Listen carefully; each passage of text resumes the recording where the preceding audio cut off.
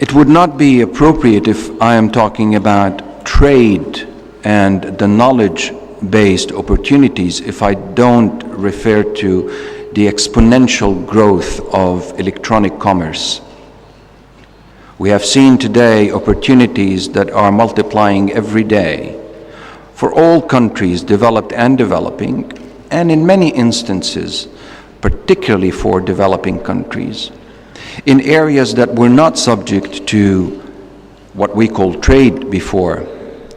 We see computer-related services, whether it's software design or whether it's software-related services. We see new services such as call centers, back office services, and many other services sectors which provide tremendous opportunities for developing countries like those of Africa and Asia.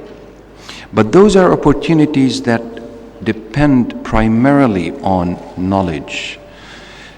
The knowledge and skill component of those products is the basis for the opportunities that provide the welfare that we're looking for. When we talk about knowledge, we need to look at the policy components that nourish the wealth of human resources.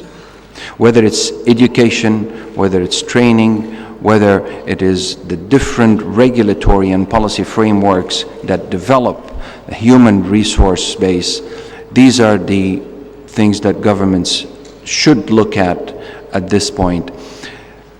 But while we're looking at this picture, we should not also forget the role of the private sector, which actually is the basis of the paradigm shift that took place. The services paradigm shift I was referring to, the role of the private sector, that is where the real wealth is being created. The role of governments have changed fundamentally from being the supplier of services and supplier of products to being the regulators and the guardians of the true competitive market structures. Recent events in financial markets point to the fact that liberalization by itself cannot make markets function properly. Governments must regulate, but regulate without stifling markets. The private sector provides the fuel for advancement and wealth creation, and that should be nourished. The basis for modern wealth is knowledge. Knowledge that results from the development of the human resource base in any economy and in any society. The interesting thing about knowledge, which is a tremendous resource at our age, is that unlike material resources that when you use them, you deplete them, actually knowledge multiplies by usage and dissemination. Knowledge does not deplete by usage. It is the creation of knowledge that creates the welfare societies we're living in, and this is what we hope for our part of the world, for the Afro and Asian countries who are participating in this event.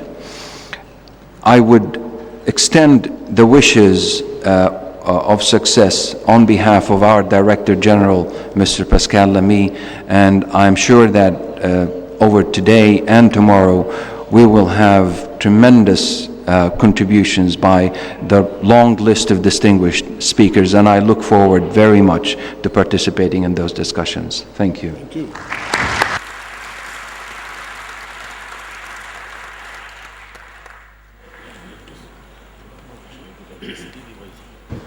شكرا للدكتور عبد-الحميد ممدوح على كلمته هذه.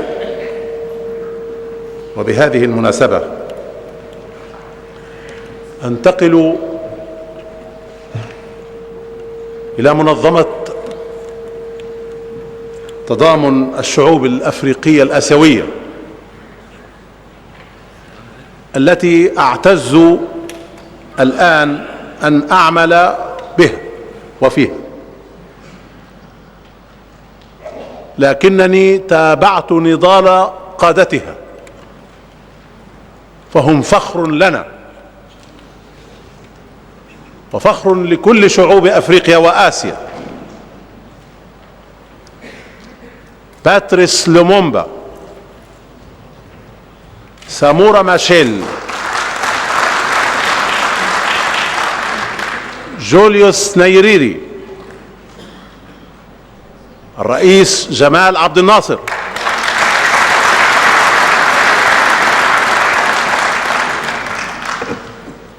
ومن آسيا جواهر لان،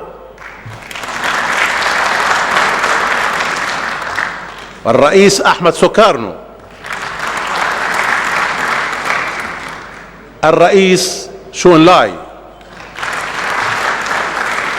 ومن أوروبا جوزيف بروستيتو. هؤلاء القادة نستذكرهم في هذا اليوم ونقول لأبنائهم من آسيا وأفريقيا أن منظمة التضامن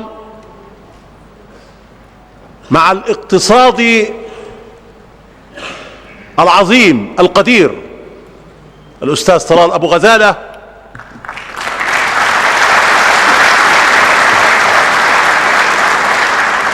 اشتركت في تنظيم هذا المؤتمر. وقبل أن أقدم أستاذي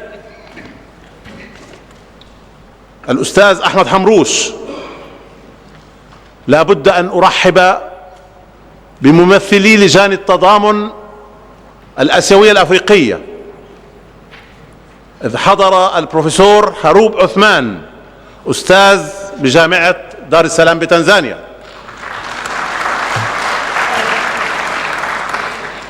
والبروفيسور فنيغرادوف كونستانتين من لجنة السلام والتضامن في الاتحاد الروسي. ونرحب أيضا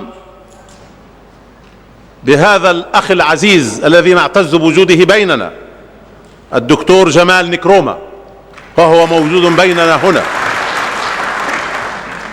وأخيرا ماذا أقول في نضال الأستاذ أحمد حمروش؟ طويل ممتد عبر سنين عمره حتى يومنا هذا، وربنا أطال في عمره. قدم الكثير من أجل قضيته الوطنية وقضيته القومية، وما زال. فليتفضل بإلقاء كلمته.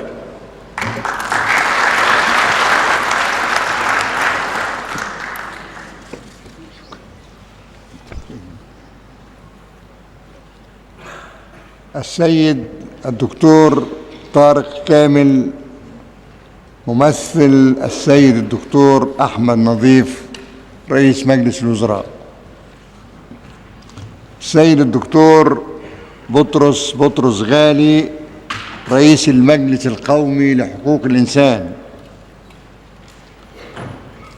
السيد ممثل الأمين العام للأمم المتحدة، والأستاذ طلال أبو-غزالة، والسيد ممثل الأمين العام لليونسكو الأستاذ عبد-الوحيد خان، أصحاب السعادة الوزراء والسفراء والضيوف، السيدات والسادة ممثلي الدول الإفريقية والآسيوية والهيئات العربية والدولية، أود في البداية أن أعرب عن خالص التقدير لكم جميعا لحرصكم على المشاركة في هذا المؤتمر التأسيسي نحو مجتمع المعرفة الأفرو-آسيوي، والذي يأتي استجابة فورية للخطاب الاستراتيجي للسيد الرئيس محمد حسني مبارك أثناء مؤتمر القمة الإفريقية الذي استضافته مصر في 30 يوليو 2008 في شرم الشيخ.